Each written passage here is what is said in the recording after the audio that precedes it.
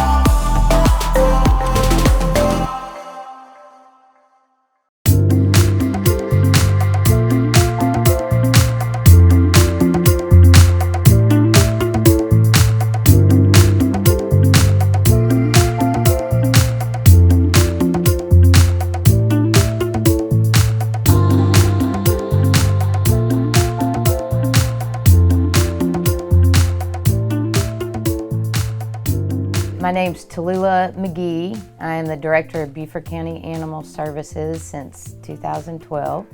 And our job it basically encompasses the entire county of animal control duties, pet retention programs, to spay neutering, just reducing our overall intake of animals and assisting people with public safety. We moved here in 2019. We used to be by the air station, which was out of sight, out of mind, not convenient, so we found a location that was centrally located to north and south of the Broad. Again, there are a lot of components in this campus that we utilized at the old campus, but we'd have to use the highway, and so now we use the hallway versus highway. Okay, so let's take a tour. And so this is the front office where people come to surrender their pets, or strays that they find, or if they have an animal control issue, they come through the front. And again, we're here to help people. We do have donations that people drop off. We pass food. We have like a food bank to help people that are falling on hard times. We do have an engraver. So again, a lot of dogs get lost. We get it. Microchipping is required by law here, and we do free microchipping. You just have to call us and come into this office. We have an engraver that was given by a donor that people can come in. It's free for the Beaufort County, and they can engrave their dog's name, their address, their phone number, and here's all the engraving. So again, there are things that we have here free for Beaufort County residents. So let's say we get a dog in that's a stray. This is staff only, but we have an intake procedure to make sure we're not, putting anything that could be cross-contaminated or also aggression issues. So dogs will go into this intake room, and you can see we have 2 dogs here. This is our intake room, and so the animals come in here, they evaluate them, make sure they don't have anything that can be cross-contaminated, and then they move them to sections of the shelter, as I'll show you. Felines intake is in here, and so felines will be brought in here, and again, they go through the process to make sure we're not, putting anything that might have hair loss or something else. Then, talking about placing the animals after the vet techs have looked at and assessed, to make sure there's, anything that's contagious. These are the different rooms for the felines. We have the different rooms because if something breaks, we can close the door and then prevent it from spreading from room to room. At the old shelter, we had a lot of cross-contamination going on. So in these rooms, as you can see, I'll show you the first room. They do have outdoor areas that, when it's warmer. See, like this cat obviously just had surgery, but they do let them out to get fresh air, which is good for any animal. And they're in the process of, moving to adoption. Our whole job is to get them healthy so they can move to adoption. And again, we have several feline rooms that are that they can, put animals if they're sick, or if they have hair loss, they go in separate rooms, or if they have upper respiratory, which we see quite often. And we'll go to the dogs in a minute. Animal control does have an office that is separate, and this is where animal control sits to do their cases, to talk to, people, see what they can do. So they're in here. Usually they're out on the road, but right now they're catching up on cases. So this is the Sally Port where animal control pulls in case of weather, where they unload the animals, and then we got the animal found signs that they put out wherever they find a stray in Beaufort County. We do put it on social media as well, and this is where a lot of supplies are that they can get if they need it. So when animal control comes in, again, they put them in intake, and then if they get a cat that seems feral, but it could be owned, we do have a room that's separate from the other cats, because feral cats, if they catch upper respiratory, obviously it's hard to medicate them, so we keep them separated. So ferals go in a separate room in here, and then we wait to see if they're adoptable or not. And we do offer a TNR, trap, neuter, return program at this facility. This is, again, another medical, like if we have anything that's contagious, we can stick it in here. It has separate air exchange, and it has, locks to it so that, no one can go in there except certain employees. And these are animals, we do have a mandatory spay-neuter on all pit bulls due to the supply, and there's not much demand. And so, we bring in people's animals, and they're going to get fixed down the hallway. Now, this is just overflow. This is small mammal, which, typically we don't get a lot of small dogs or puppies. We just have one in here. So this is separate. It's not as stressful as general population on small breeds. And so, and this down here is general population where the larger dogs go. So if an older dog comes in, we try to put those in foster homes because of the stress of this environment. This is our board with our animals, and so it shows animals that are heartworm positive, animals that are ready to be adopted. We've got court cases here. We have, so we do everything color-coded so we know, so we can look and see how many heartworm positive dogs we're dealing with, because we do treat for heartworms, and it's costly, and also length of stay is very long. Laundry, very important. We have industrial, washer and dryer. This is somewhere where we need volunteers all the time because laundry is just constantly going. Okay, so now we're going down the hallway that connects all the organizations together. So at the old shelter, as I was saying, we would intake the animals and we'd send them to Ridgeland up in Jasper County to get them fixed at Hilton Head Humane Spay-Neuter Clinic, and then they would be transported there to Hilton Head Island to get adopted. So we brought those three components in this long hallway versus the highway. So we have the spay-neuter to the left, and at the end is Hilton Head's Adoption Center. So when we get animals, we intake them, we do the proper hold date, which is 5 days, do every effort to find the owner, and if they're not adopted, then we push them down the spine, which means they'll get spayed, neutered, and then assessed, and then go up for adoption. We get birds, we'll get rabbits, guinea pigs. So these cages, again, we want to separate them from, the dogs and the cats because it's a stressful environment. So we do have areas down that we utilize this hallway also for animals that, it would be a little too stressful. People don't understand that, birds live a lot longer than we do. And so, please, have a plan for those kind of animals that live, beyond human years. Then once an animal is past their hold date and they're ready to go get spayed and neutered, we need to bathe them. So we have a grooming room, and it's in here. And so we actually bathe the animals because after the surgery, you can't bathe them for 10 days. So we bathe them prior to surgery so they get a bath, and then they go into the spay-neuter clinic.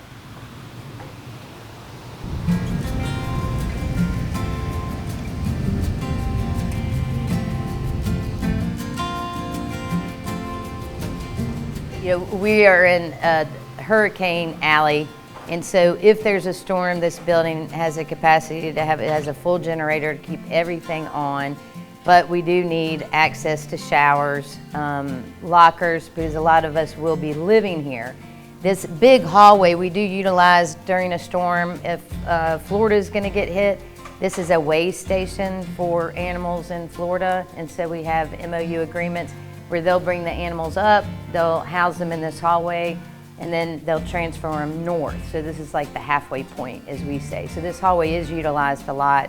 And the feral cats that come in on Tuesday, because you can see the traps here, that table is where all the feral cats that we trap go before they have surgery.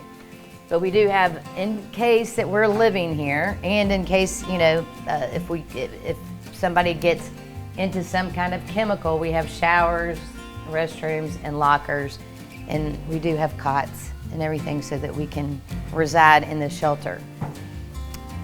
And we didn't want to duplicate a lot of things because collaboration, not duplicating things. So we have one break room in this facility that, you know, Hilton Head Humane and Beaufort County utilize.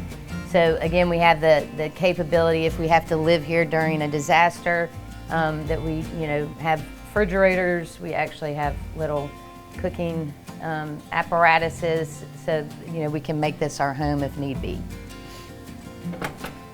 The spay-neuter clinic is, you know, also open to the public, and Hilton Head Humane services other counties as well, but their main focus is Beaufort County. And so we do have a low-cost voucher for people that need to afford it, and it's a $20 voucher. And so again, you know, it's for people that, you know, can't afford it. But their reduced cost is already at, you know, less than $100 for a dog to get fixed. This is the lobby for the Hilton Head Spay-Neuter Clinic. So the public comes in every morning, and then they schedule, and then the you know, people that trap cats, and we trap cats, they go through this facility as well. Hi.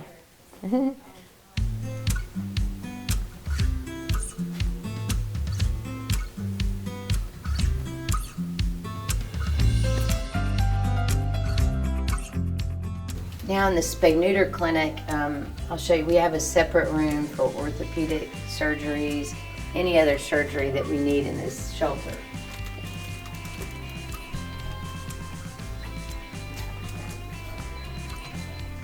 And so in here we have the capacity to do other surgeries as well in this small room. The spay-neuter clinic has 3 tables, and, you know, we're able to do, you know, different counties, they have separating rooms with, you know, to basically not cross-contaminate with shelter animals with owned animals.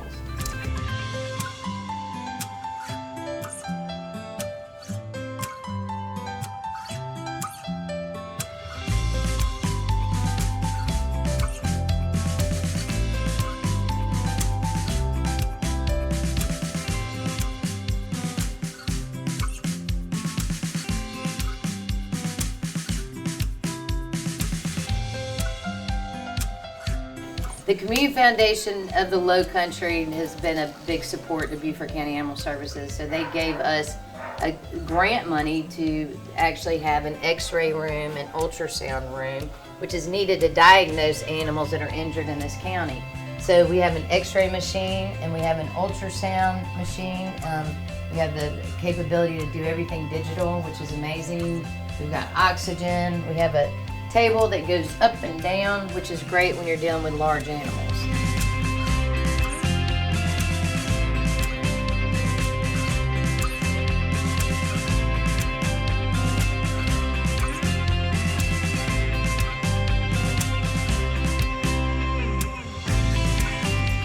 So once the animal has been assessed for behavior, it's been altered, free of any diseases, it is sitting down here to the Hilton Head Adoption Center. So this is the adoption center. You know, they have cats they can visually see in the lobby. And then also they have cats on the other side, which I'll show you. The dogs are in the back as well. And they've got, it's from 11 to 4 that they're open for adoption. You know, please call and make an appointment. And, you know, and they also accept volunteers on this side as well. We love the community's help and support, and so they have cat cuddlers, from dog kennel cleaners to cat kennel cleaners, and as well as walking dogs. You know, if anybody needs a little exercise, this is a great place to come. So now let's go look at the cats for adoption.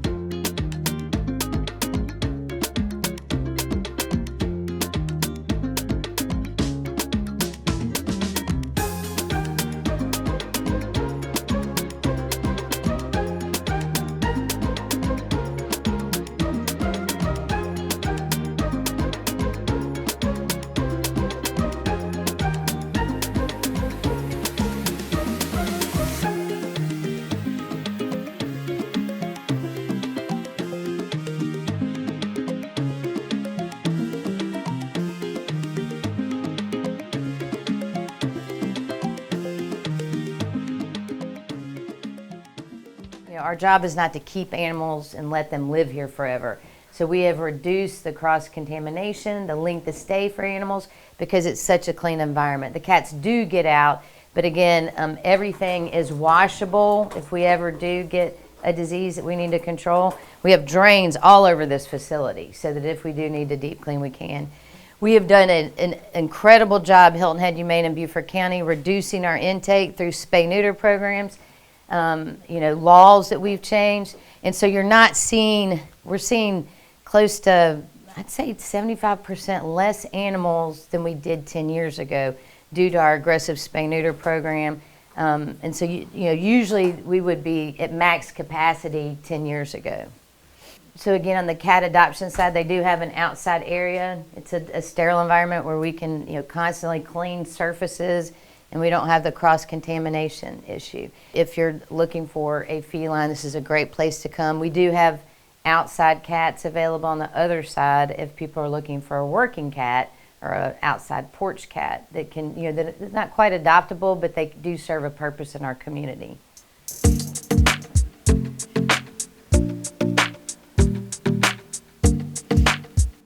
So first responders, again, everyone has a phone, a smartphone at one time. Well, we're the first responders if there's a pet involved. So we have to pick up the pet. We don't know how many pets you have at home.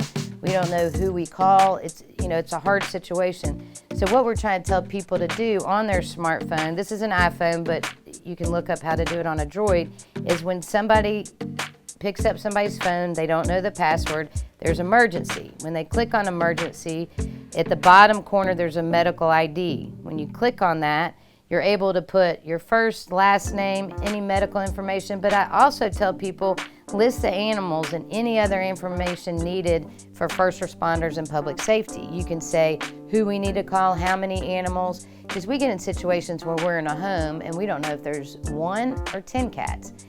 So again, everybody has a phone, so we just ask people to put as much information as they can.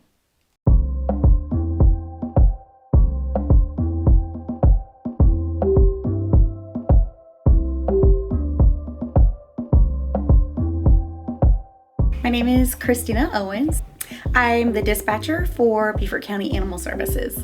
So as a dispatcher for Beaufort County Animal Services, we take the calls that come in from the community as well as our non-emergency dispatch number when it pertains to animals running at large and animal control.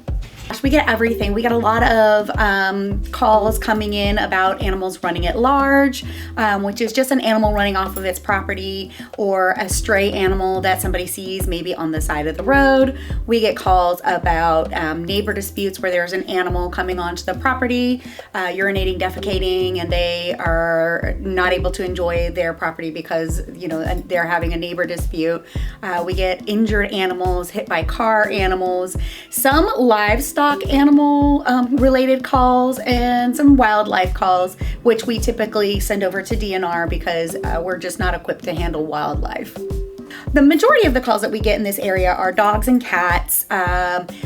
Just today, we got a call about a cow. So we get cows, horses, pigs, chickens, sheep, raccoons, armadillos, dead animals, which typically if there's a dead animal on the roadway, that's not animal control. We send that over to SCDOT or Public Works to pick up the carcass. That's not something that we typically handle.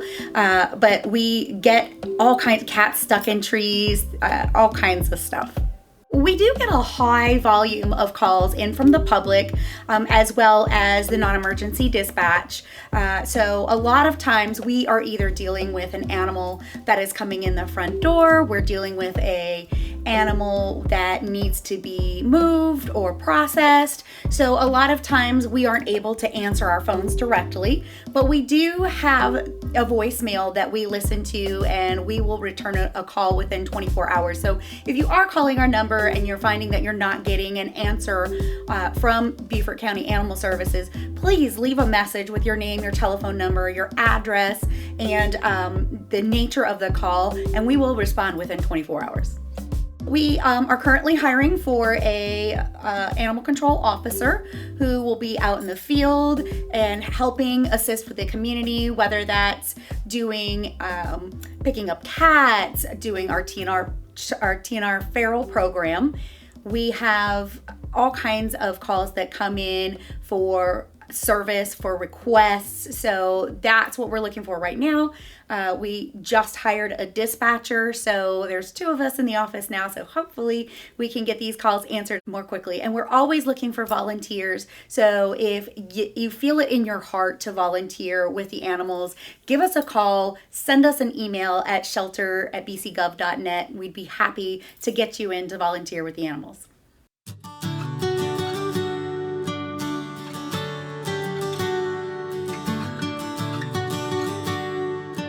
Hi, I'm Susan Leonard. I am the facilitator for all of the pit bull adoptions. So if you want to adopt a pit, I'm the one that will help you. Yeah. This is Joker. He's my personal dog now. He came in July as an owner's surrender.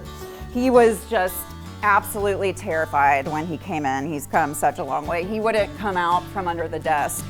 And we didn't think that he was actually gonna pass the behavioral evaluation. But our kennel staff brought him up front every single day. Stop, Joker, quick. Brought him up front every single day. And he came from a home that had 10 dogs. So he's still actually skittish of people. That was the biggest obstacle for him, but he loves other dogs, and he kind of ended up just choosing me, took to me. So what's great about having him here is that he's kind of what I use to test the other dogs, because he likes to play, but he can adjust his play style to whatever dog we have up here. And then my coworker has got 2 little Chihuahuas that hate all people except her and all dogs. So it's a good way to sort of see, how the dog's going to be with smaller dogs, and and that type of thing. So, and then a lot of what I do with the dogs too in the behavioral evaluation,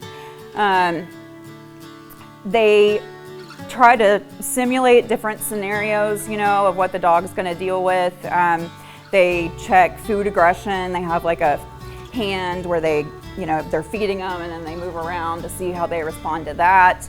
Come here, Joker, let's show them.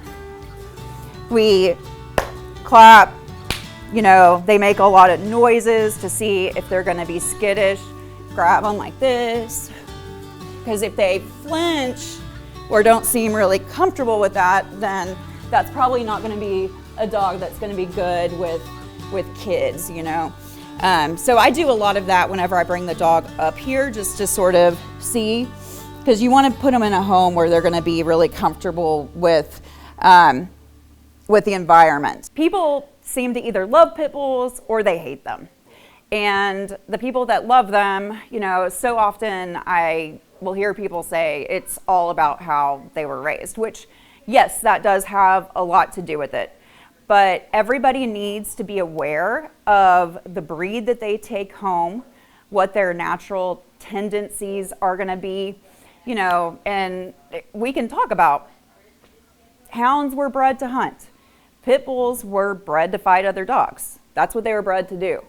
And you have to be aware of that when you adopt any dog, what your dog is going to be like. So not to say like all of our dogs are really good. Some of them are going to be great with any dog that they come around, and some are going to be a little bit more selective. So I always tell people, make sure your dog is on a leash anytime you introduce them to another dog.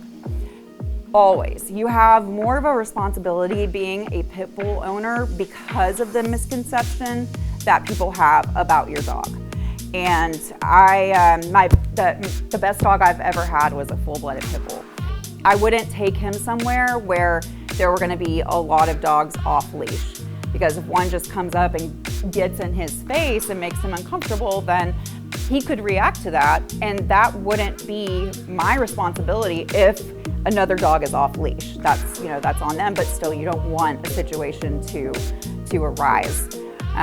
So I always tell people, like, always take caution, make sure that you are responsible.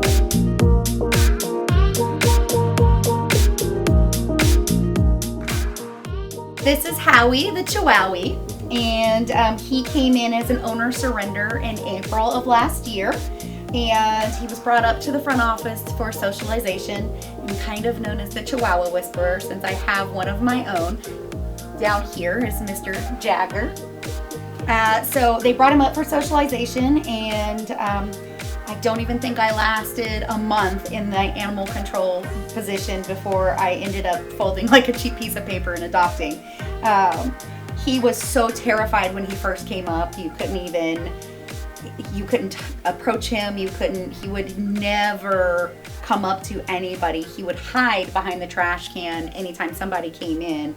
But I befriended him with cheese and a little bit of meat, and then he became I became his person, and he became my little guy, and I ended up taking him home for a weekend visit, and he just never left. He comes to work with us, with me every day. When he hears the word work, he knows that one. He knows that he has to run and go and get his harness on, and when we pull into the shelter, he gets very excited and very vocal, and he's like, let's go, Mom, let's go. He loves to come to work, but his favorite thing is to go home.